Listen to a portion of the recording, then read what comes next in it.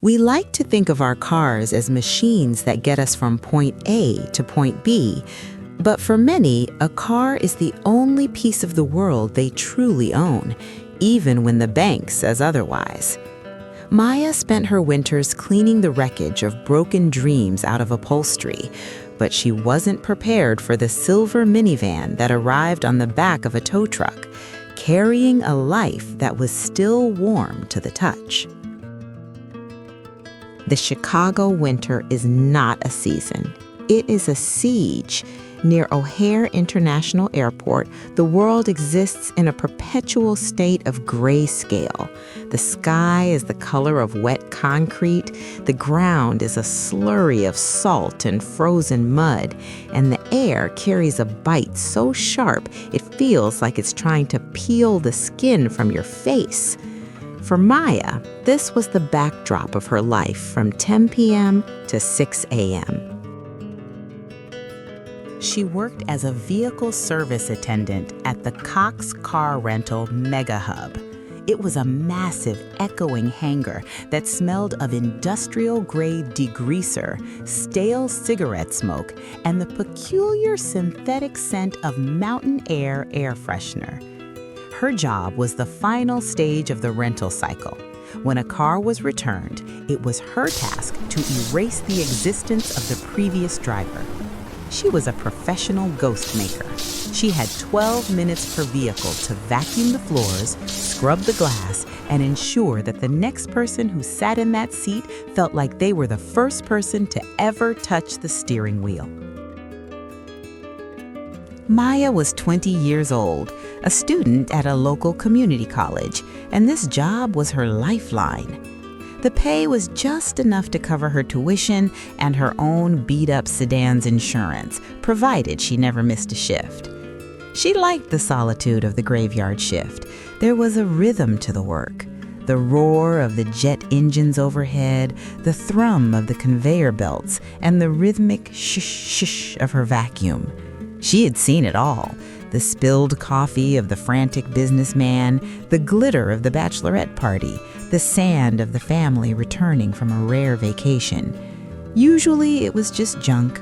Usually she didn't care. But the repo rentals were different. They didn't come through the standard return lanes. They arrived on the back of flatbed trucks, towed from apartment complexes, grocery store lots, or the sides of highways. These were the cars that people had rented for months, paying weekly or monthly until the funds ran dry or the credit cards were canceled.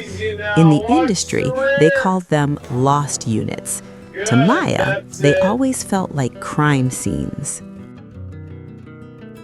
It was 3:15 a.m. on a Tuesday when the silver Chrysler Pacifica rolled into the processing bay. The tow truck driver was a man named Gus, who looked like he hadn't slept since 1994. He unhooked the van with a mechanical clatter that echoed through the hangar like a gunshot. The van sat there, looking out of place under the harsh, buzzing fluorescent lights. Its windows were caked in a thick layer of road salt, and the interior windows were frosted over from the inside, a telltale sign that someone had been living, or at least spending a lot of time, inside the vehicle's cabin. Maya's manager, Miller, walked over. Miller was a man whose soul had been replaced by a corporate handbook years ago. He tapped a clipboard against the Pacifica's hood. He told Maya that this unit had been out for 22 weeks. The renter had started with a weekly agreement, likely because they didn't have the credit to buy a car or the cash for a down payment. They had paid nearly $700 a week, a staggering amount, until 3 weeks ago when the payments simply stopped. The company had used the GPS tracker to find it parked behind a 24-hour laundromat in a suburb 40 miles away. "Clear it," Miller said, not looking up from his notes. "Top to bottom, if there's trash, toss it. If there's anything high value, put it in the bin for the cops. But move fast. We're short on minivans for the morning rush." Maya opened the driver's side door. The cold air from the hangar rushed in, but it couldn't fully displace the atmosphere of the van. It didn't smell like a rental. It smelled like a home. There was the faint, sweet scent of a vanilla-scented candle that had never been lit, the sharp tang of orange-flavored snacks, and the heavy, humid smell of damp fabric. As she stepped inside, the vacuum in her hand felt like a weapon. She felt like an intruder. The front seat was adjusted for someone short. In the cup holder, there was a stack of crumpled receipts from a dollar store, each one representing a careful, desperate calculation of pennies. Maya began with the front cabin. She reached into the door pocket and pulled out a handful of papers.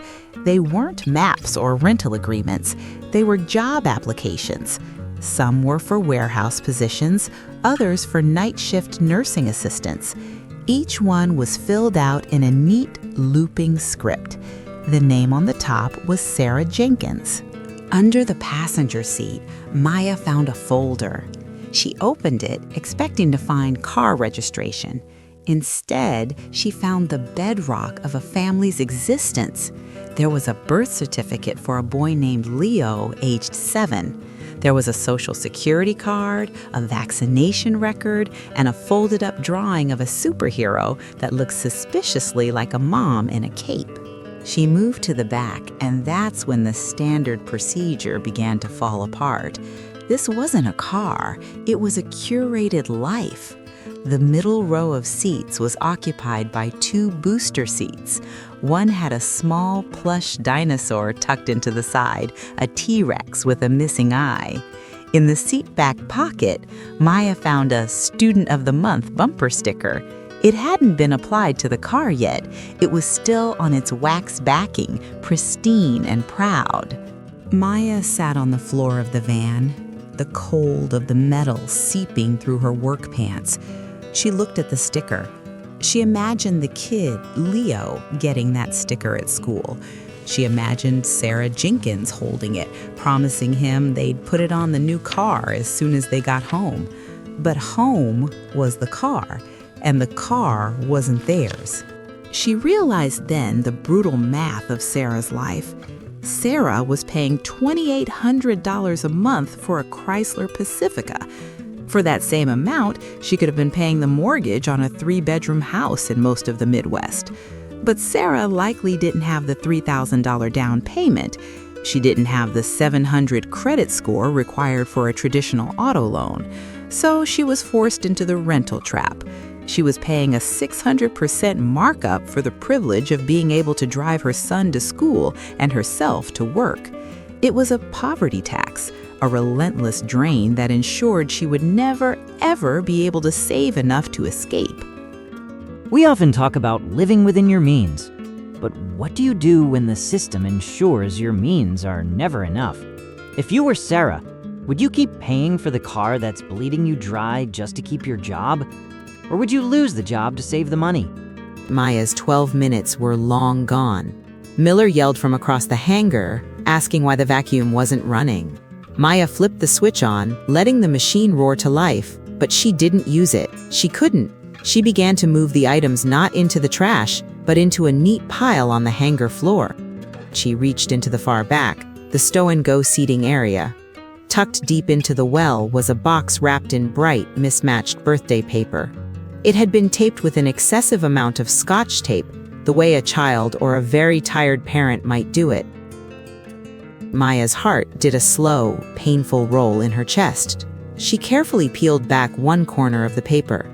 Inside was a pair of brand new light-up sneakers. They were size 1 Leo's size. They were the kind of shoes that make a 7-year-old feel like they can run faster than light. They still had the price tag on the bottom, $24.99. To many, $25 is a lunch. To Sarah Jenkins, that was likely 4 hours of work or 3 days of meals. Maya looked at the shoes, then at the Student of the Month sticker, then at the T-Rex with the missing eye. She realized that the tow truck hadn't just taken a vehicle, it had taken the only stable environment Leo knew. It had taken his bed, his toys, his birthday present, and his mother's pride. Miller appeared at the side of the van, his shadow stretching across the salt-stained carpet. He looked at the pile of items on the floor and then at the shoes in Maya's hand. "I told you to clear it, Maya," he said, his voice flat. "That stuff is trash. If the renter wanted it, they shouldn't have defaulted. Toss it in the bin and get the shampooer. We have a family of 5 from Des Moines picking this up at 8:00 a.m. "It's a birthday present, Miller," Maya said, her voice trembling, "and their birth certificates. We can't just throw away someone's identity." "Watch me," Miller replied. He grabbed a large black trash bag and began sweeping the items into it. The dinosaur, the folder, the job applications. He reached for the shoes, but Maya pulled them back. "I'll do it," she lied. "I'll take the bag to the bin. Just give me a minute." Miller grunted and walked away, satisfied that the problem was being handled. Maya stood in the hangar, the bag of Sarah's life heavy in her hand. The new car scent spray sat on the bumper of the van, ready to mask the smell of the Jenkins family. Maya knew the rules. If she took anything from a vehicle, it was considered theft. If she interfered with a repo processing, it was grounds for immediate termination. She looked at the trash bag, then at the clock. It was 4:45 a.m. The blue hour was approaching that time of morning when the world feels suspended between what was and what will be. She didn't go to the trash bin. She went to her locker. She stuffed the light-up shoes into her backpack. She folded the Student of the Month sticker and tucked it into her textbook. She took the folder with the birth certificates and hid it under her car's floor mat. She felt a rush of adrenaline that was both terrifying and electrifying. For the first time in her life, she was breaking the rules of the grind. She finished the Pacifica. She scrubbed the windows until the frost was gone. She vacuumed every single crumb of the orange snacks Sarah had fed Leo in the back seat. She sprayed the mountain air scent until the van smelled like a sterile, empty forest. By 5:30 a.m., the silver Pacifica was a ghost of itself. It was ready for the family from Des Moines. When her shift ended at 6 a.m., Maya didn't go home to sleep. She took the address from the job applications, a motel called the Sunset Lodge, located on a strip of road where the neon signs always flickered.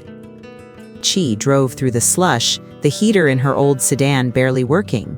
She found the motel. It was a place of peeling paint and heavy curtains. She didn't know the room number, but she saw something in the parking lot that confirmed she was in the right place. In the far corner, near an overflowing dumpster, sat a small plastic toy, a companion to the T-Rex she had seen in the van. Maya didn't knock. She was afraid of the shame she might see in Sarah's eyes, or the questions she wouldn't be able to answer. Instead, she took the light-up shoes, the folder of documents, and the Student of the Month sticker and placed them in a clean bag. She left it leaning against the door of the room nearest the toy. On the bag, she wrote 4 words: "You left these. Sorry." Maya didn't lose her job that day, though she spent the next week looking over her shoulder every time Miller walked by. She never found out if Sarah Jenkins got the bag. She never saw Leo wearing the light-up shoes. But the experience changed the way she understood the world.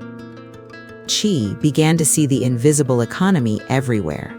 She noticed the way her friends used buy now, pay later apps for clothes they couldn't afford, not realizing they were paying a premium for the delay. She noticed the way the local grocery store charged more for smaller packages, penalizing those who couldn't afford to buy in bulk. She began to see that financial planning wasn't just a hobby for the rich.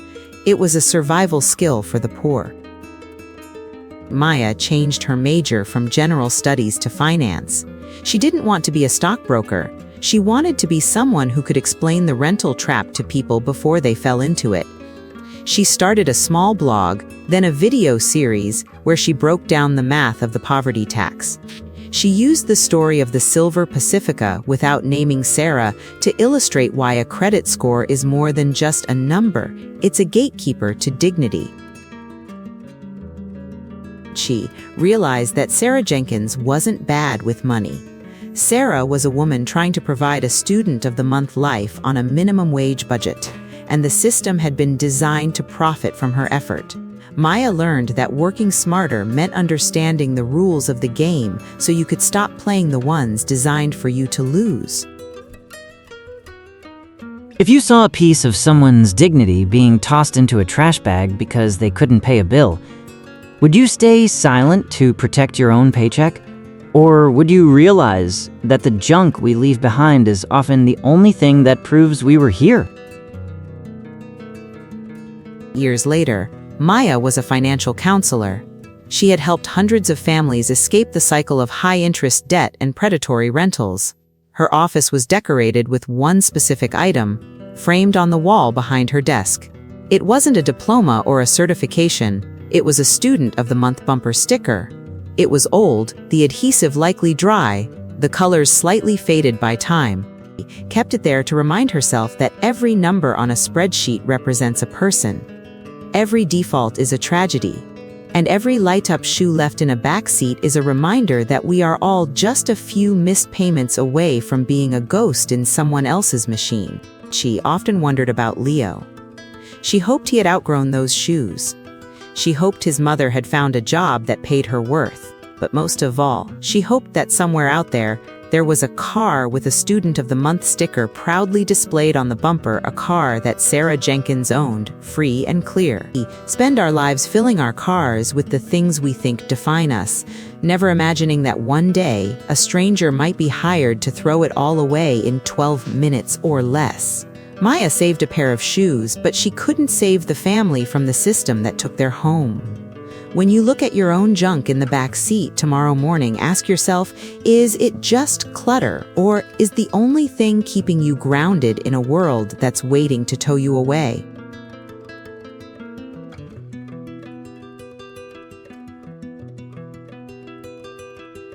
The visuals in this video and all accompanying sounds are entirely artificial intelligence generated. While the tools are digital, the heart of the project is human. Hours of dedication went into writing, editing, and refining the specific fictional narrative to ensure it resonates with you. If you enjoyed this journey, please like, share, and comment. Your feedback is incredibly valuable and fuels our creative process.